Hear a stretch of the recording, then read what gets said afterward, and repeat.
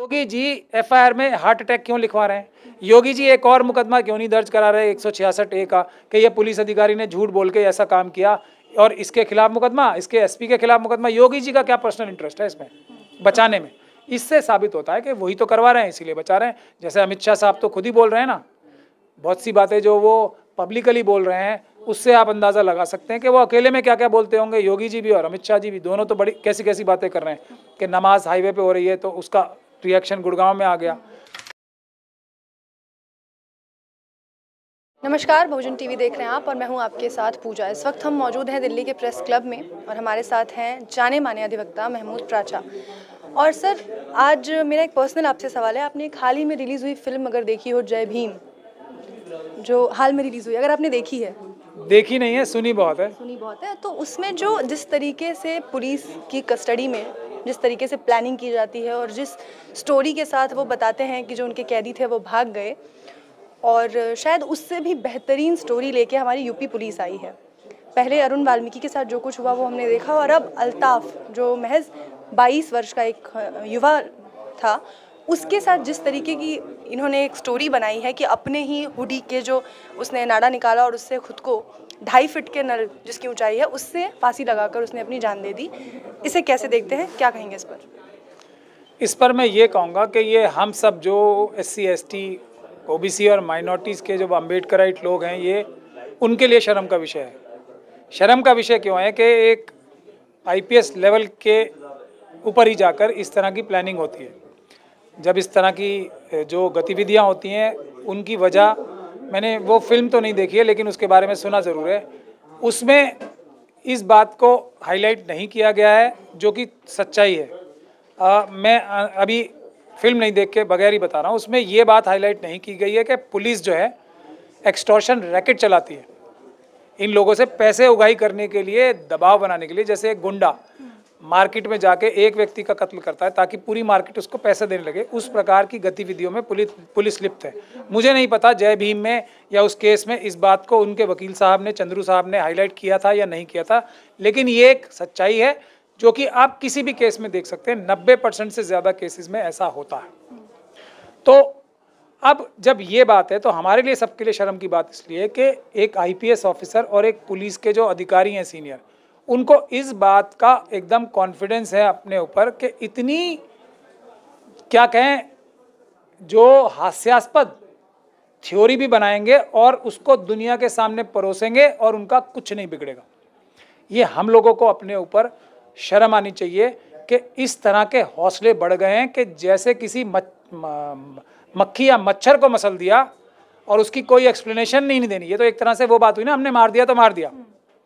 इस हद तक हालात पहुंच गए हैं। लेकिन इन सब के पीछे, चाहे तो वो फैसल का केस हो बांगर मऊ का, चाहे तो वो आगरा का अमित वाल्मीकि का केस हो, चाहे तो ये केस है, अगर आप देखेंगे इसकी, अभी तो इसके बारे में डिटेल्स नहीं पता मुझे, अगर आप थोड़ा सा भी गहरा खोदेंगे तो इसमें भी एक्सटॉर्शन रैकेट मिलेगा जो कि पुलिस अधिकारी हर जगह कर रहे हैं।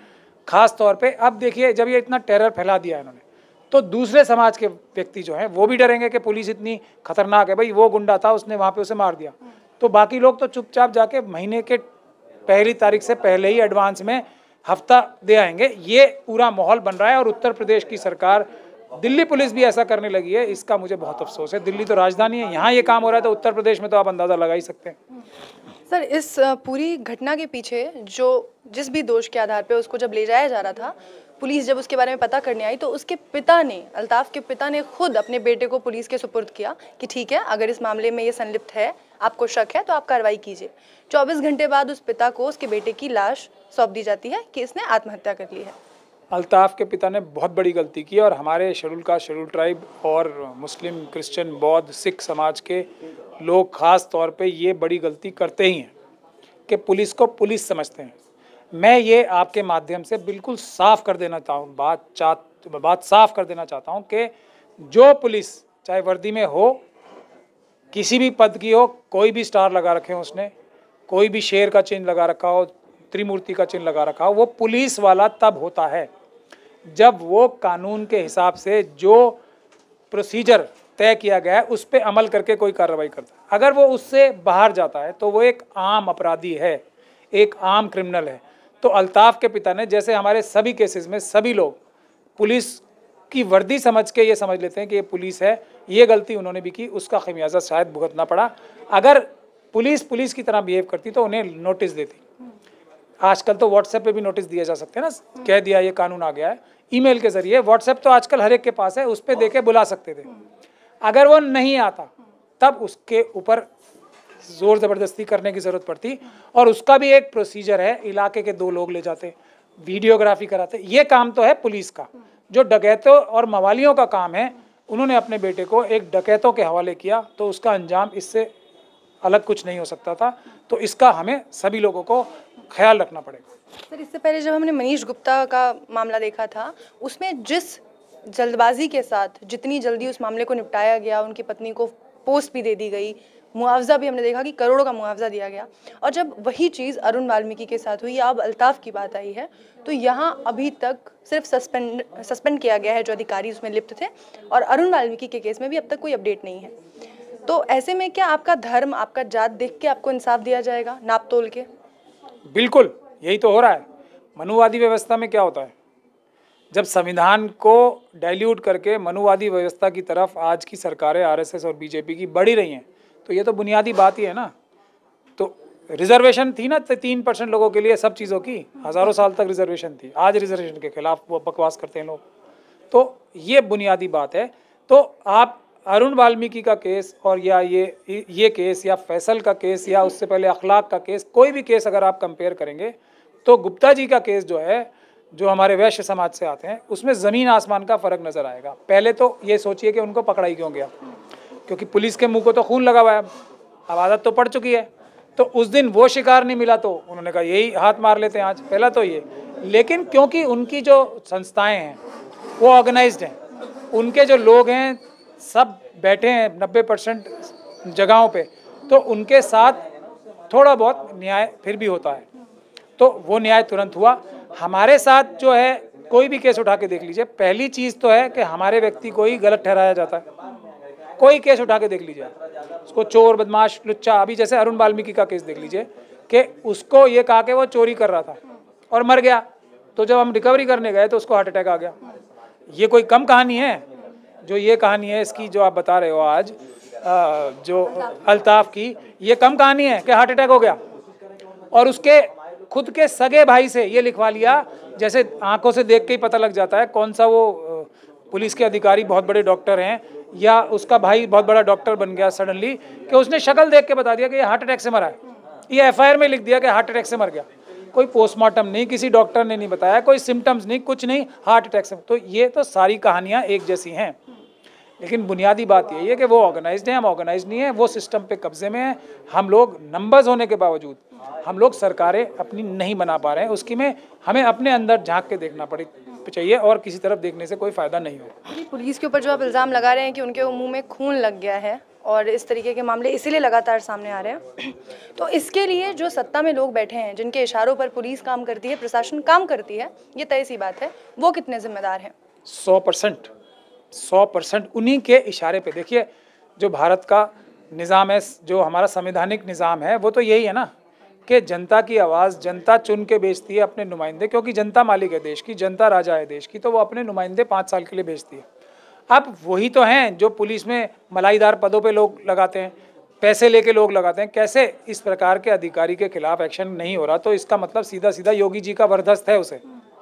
नहीं तो योगी जी अगर ईमानदार होते तो उनका क्या जा रहा है? 302 का मुकदमा है अरुण वाल्मीकि जी के लिए, या अरुण वाल्मीकि की हत्या पे, या इसके खिलाफ जो भी अभी अल्ताफ के खिलाफ, या फैसल के खिलाफ, या अखलाक के खिलाफ, या जो भी मुकदमे हुए, सीधा बोले जी जिसने मारा है उसके खिलाफ 302 दर्ज करो। बचाने की जो प्रक्रिया शुरू हो रही है, इससे ये बात बियॉन्ड डाउट साबित होती है। सीनियर आईएएस ऑफिसर बैठकर इतने भद्दे एक्सप्लेनेशंस दे रहे हैं, इससे ये बात साबित होती है कि योगी जी डायरेक्ट इन्वॉल्व हैं। उनका बर्दाश्त है कि आप सब ये काम करो, लूटमार करो, पैसे मुझ तक पहुंचाओ, मैं आपको प्रोटेक्ट करूंगा।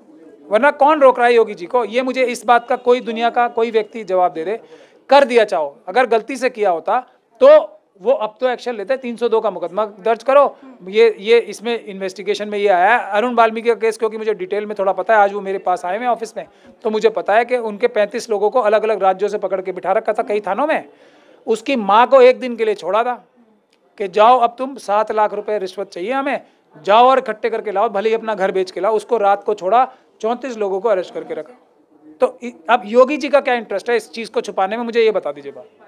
अगर एक थाने के कुछ अधिकारियों ने ऐसा किया तो योगी जी एफआईआर में हार्ट अटैक क्यों लिखवा रहे हैं? योगी जी एक और मुकदमा क्यों नहीं दर्ज करा रहे 166A का कि ये पुलिस अधिकारी ने झूठ बोल के ऐसा काम किया और इसके खिलाफ मुकदमा, इसके एसपी के खिलाफ मुकदमा? योगी जी का क्या पर्सनल इंटरेस्ट है इसमें बचाने में? इससे साबित होता है कि वही तो करवा रहे हैं, इसीलिए बचा रहे हैं। जैसे अमित शाह साहब तो खुद ही बोल रहे हैं ना, बहुत सी बातें जो वो पब्लिकली बोल रहे हैं उससे आप अंदाज़ा लगा सकते हैं कि वो अकेले में क्या क्या बोलते होंगे। योगी जी भी और अमित शाह जी भी, दोनों तो बड़ी कैसी कैसी बातें कर रहे हैं कि नमाज हाईवे पे हो रही है तो उसका रिएक्शन गुड़गांव में आ गया। योगी जी बोलते हैं मुसलमानों को टाइट करना है तो उसका नतीजा आप देख ही रहे हैं। शेड्यूल कास्ट कम्युनिटी के बारे में किस किस प्रकार की भद्दी टिप्पणियाँ बड़े बड़े बीजेपी के नेता करते हैं, उसका नतीजा आपको नजर आ ही रहा है। तो अकेले में जो ये बातें करते होंगे उसका हम साफ तौर पे अंदाज़ा लगा सकते हैं कि ये डायरेक्ट बोलते होंगे, ये इनको मारो काटो जानवरों की तरह, इनको मक्खी मच्छरों की तरह मार दो, ये अकेले में तो यही बोलते होंगे। शुरुआत में मैंने जिस फिल्म का जिक्र आपसे किया था वो 1995 की स्टोरी दिखाता है, और आज इतने सालों के बाद भी जो स्थितियां बेहतर होनी चाहिए थी वो कहीं ना कहीं बद से बदतर होती नज़र आ रही हैं। इसके जिम्मेदार किसको मानते हैं आप? इसके जिम्मेदार हम मानते हैं SC ST OBC और माइनॉरिटीज़ के लोगों को, कि इतनी संख्या में भारी होने के बावजूद भी हम लोगों में आपस में इत्तेहाद नहीं है। और हम जो ये लुटेरे हैं जो 90% जगहों पे बैठे हैं, और उनमें भी 90% लोगों में भी अब मुश्किल से आधा % देश की जनसंख्या ऐसी रह गई है जिसके हाथ में 70-80% देश का सारी वेल्थ है। और उसमें भी देख लीजिए कि कुछ 10-15 लोग ऐसे रह गए हैं जिनके पास इस 70% का भी 90% है, जैसे अडानी साहब, अंबानी साहब। इनके हाथों में हमने देश ये लूट रहे हैं और हम देख रहे हैं इन्हें, इन चोरों को पकड़ नहीं पा रहे हैं। ये हमारी कमी है। जैसे ही हमारी सरकारें आनी शुरू होंगी, अम्बेडकराइट सरकारें जिस दिन आनी शुरू हो गई, ये देश खुशहाल हो जाएगा और दुनिया का सबसे ताकतवर मुल्क हो जाएगा। फिर किसी चाइना की हिम्मत नहीं होगी हमारे सैनिकों को आंख दिखाने की, किसी पाकिस्तान की, किसी भी दूसरी बड़ी कंट्री की हिम्मत नहीं। अभी भी है ना, मोदी जी कहते हैं अभी भी चाइना बेशक हमारे घर में घुस के बैठा है, लेकिन वो कहते हैं नहीं, हिम्मत नहीं है उनकी। अब देखिए, मैं तो ये बार बार हर बार कहता हूँ कि कोई भी मनुवादी व्यवस्था का व्यक्ति, मानसिकता का व्यक्ति यदि कोई बात कहता है तो उसके आगे ना शब्द का प्रयोग कर लेना चाहिए अपने आप, या इस नहीं शब्द का या ना शब्द का अप्रोप्रिएट जगह पे फिक्स कर लेना चाहिए। अगर मोदी जी ये कहते हैं कि किसी की हिम्मत नहीं है तो इसका मतलब है इसमें ना लगाना कि सबकी हिम्मत है, इसको उल्टा मानना चाहिए, क्योंकि ये तो झूठे हैं। इनकी बुनियाद जो है क्या है, झूठ छलावे पे तो है। मोदी जी तो क्या क्या नहीं बोलेंगे, मोदी जी तो ये भी बोलते हैं मेरी 56 इंच की छाती है, नाप लें जाके, अगर 46 की भी निकल आए तो। पर मैं ये नहीं कह रहा कि अब ये वो हवा भरी हुई है, कैसी है, शक्ति है उसमें नहीं है। दिल के बारे में अगर कहेंगे मेरा बहुत बड़ा दिल है तो इसका मतलब छोटा दिल है। ये सब चीज़ें उल्टा समझना चाहिए अगर आप इनकी बात को समझना चाहते हैं। तो मोदी जी अगर ये कह रहे हैं हम सुरक्षित हैं, तो सब देशवासियों को सतर्क हो जाना चाहिए कि हम बहुत बड़े खतरे में चल रहे हैं। मोदी जी अगर ये कहते हैं कि हमारा देश खुशहाल है, तो हमें समझ लेना चाहिए किसी और सबूत की ज़रूरत ही नहीं है कि हमारा देश एकदम बर्बाद हो चुका है। ये तो सीधा फार्मूला है, इसमें कौन सी मुश्किल बात है। Thank you so much sir.